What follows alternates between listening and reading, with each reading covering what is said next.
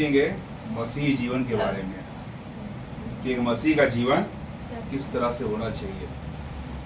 मसीह का मतलब होता है प्रभु यीशु मसीह के पीछे चलने वाले, प्रभु यीशु मसीह को मानने वाले लोग। उन लोगों का जीवन कैसे होना चाहिए, एक मसीह व्यक्ति का स्वभाव, बोल चाल चलन कैसा होना चाहिए, इस बात को हम लोग आज सीखेंगे। तो सबसे पहले हम लोग पढ़ेंगे, हम लोग निकालेंगे रोमियो 12 का 1 से लेकर 2 तक।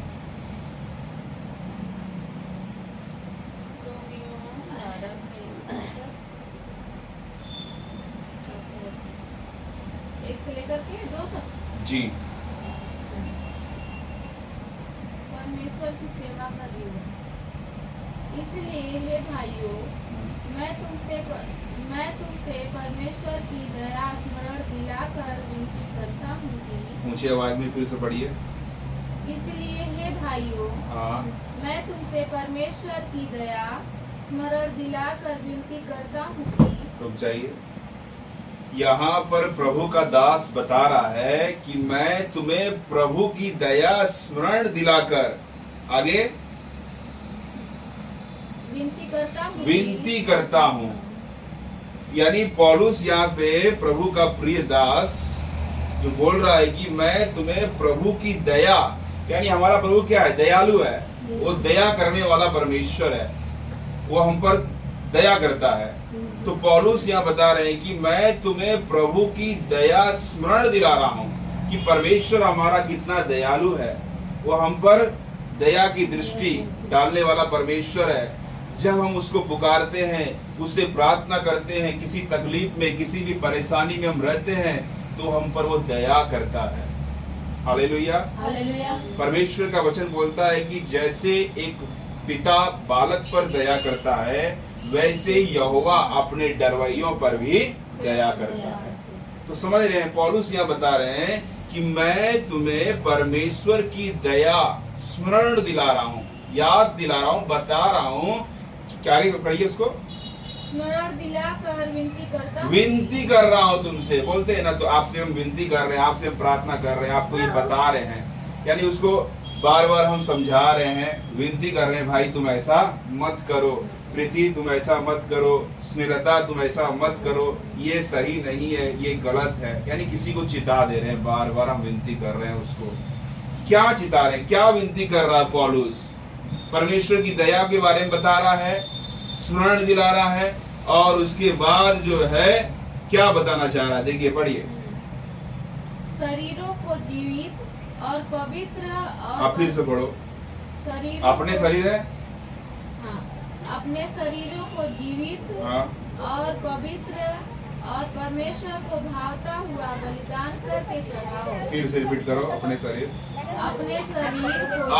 शरीर को जीवित और पवित्र और परमेश्वर को भावता हुआ बलिदान करके चढ़ाओ। अपने शरीर को जीवित, हमको क्या कर देना है, परमेश्वर को चढ़ा देना है। और आगे बढ़िए, जीवित और बलिदान करके चढ़ाओ। जीवित और पवित्र है ना, जीवित, भाई परेशान अपने शरीर को जीवित पवित्र जिंदा, अपने शरीर को जीवित और पवित्र क्या करना है, और परमेश्वर को भावता हुआ, परमेश्वर को भावता हुआ, यानी जो परमेश्वर को पसंद आए वैसा भावता हुआ बलिदान करके चढ़ाओ। वैसे भावता परमेश्वर को हमको चढ़ा देना है। परमेश्वर का वचन बताता है कि परमेश्वर पवित्र है, जैसे तुम्हारा बुलाने वाला पवित्र है, वैसे ही तुम भी अपने सारे चाल चलन में पवित्र बनो। क्योंकि कोई भी पापी व्यक्ति कोई भी गुनाह को लेकर, कोई भी गंदे काम को लेकर बिना माफी मांगे, बिना क्षमा मांगे, पश्चाताप किए बिना वो परमेश्वर के पास नहीं जा सकता है। हालेलुया। तो इसके लिए हमको अपने परमेश्वर के पास आना है, उससे अपने गलतियों को मानना है, क्षमा मांगना है, और उसके बाद वो हमारी प्रार्थना को ग्रहण करेंगे। तो पौलुस यहाँ बता रहे हैं कि अपने शरीर को जीवित और पवित्र हम कैसे बनेंगे? जब हम परमेश्वर के वचन को मानेंगे, उसकी आज्ञाओं को मानेंगे, प्रार्थना में वचन में रहेंगे और पाप से, गंदगी से दूर रहेंगे। ये क्या हो गया? पवित्र जीवन हो गया। और इस तरह से हम अपने शरीर को जीवित और पवित्र परमेश्वर को चढ़ा दिए। इसका मतलब है सिर्फ मसीह नाम का लेबल लगा लेने से, सिर्फ क्रिश्चियन हो जाने से कोई मसीही नहीं बन जाता। बहुत सारे लोग इस संसार में, कितने मिलियन लोग जो है, बहुत सारे लोग, करोड़ों मसीह लोग हैं, क्रिश्चियन लोग हैं। सबसे ज्यादा यदि दुनिया में देखें तो सबसे ज्यादा मसीह लोग पाए जाते हैं, नंबर 1 पर हैं। मगर क्या वो लोग प्रभु के रास्ते पर चलते हैं? नहीं चलते।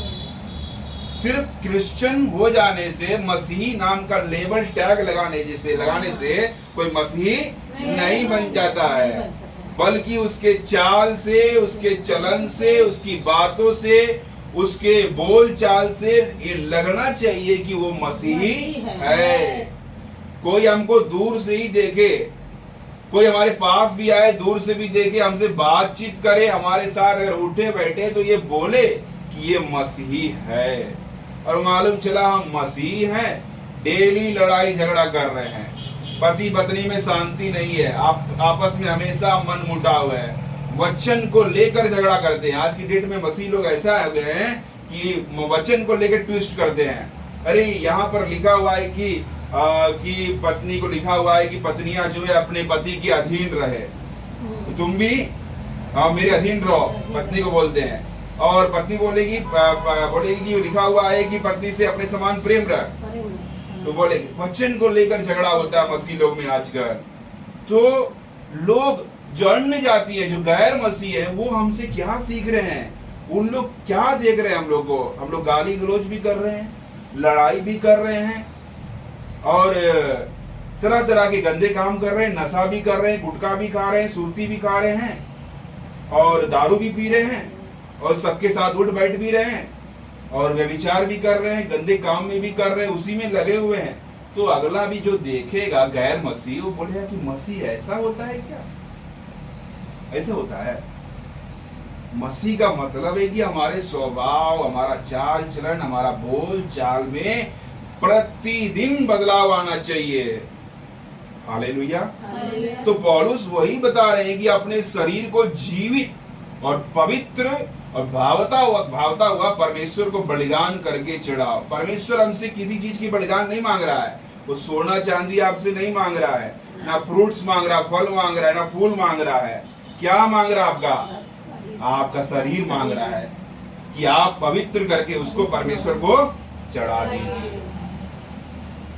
समझ रहे ना? आगे बढ़िए।